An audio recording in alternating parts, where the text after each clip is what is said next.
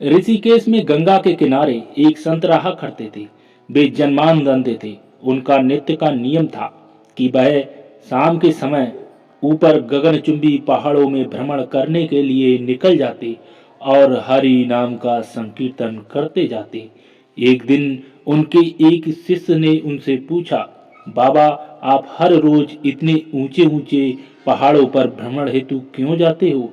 वह बहुत गहरी गहरी खाइयां भी हैं और आपको आंखों से दिखाई भी नहीं देता है। क्या आपको डर नहीं लगता है?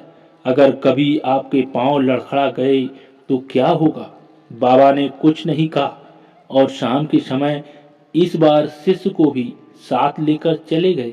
पहाड़ों के मध्य थे तो बाबा ने शिष्य से कहा, जैसे ही कोई गहरी खाई आए तो बताना।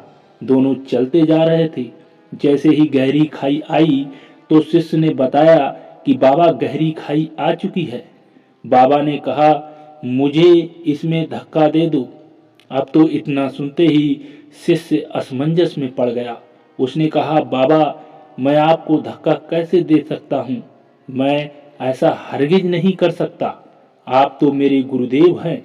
मैं तो किसी अपने शत्रु को भी इस खाई में नहीं धकेल सकता। बाबा ने फिर कहा, मैं कहता हूँ कि मुझे इस खाई में धक्का दे दो। यह मेरी आज्ञा है और मेरी आज्ञा की अवहेलना करोगे तो तुम नरक में जाओगे। शिष्य ने कहा, बाबा, मैं नरक भोग लूंगा मगर आपको हरगिज खाई में नहीं धकेल सकता। तब बाबा ने शिष्य से कहा, रे नादान बालक, जब तेरे जैसा एक साधारण प्राणी मुझे खाई में नहीं धकेल सकता तो बता, मेरा मालिक भला कैसे मुझे खाई में गिरने देगा? उसे तो सिर्फ गिरे हुए को उबारना आता है, गिरे हुए को उठाना आता है। वह कभी भी किसी को गिरने नहीं देता।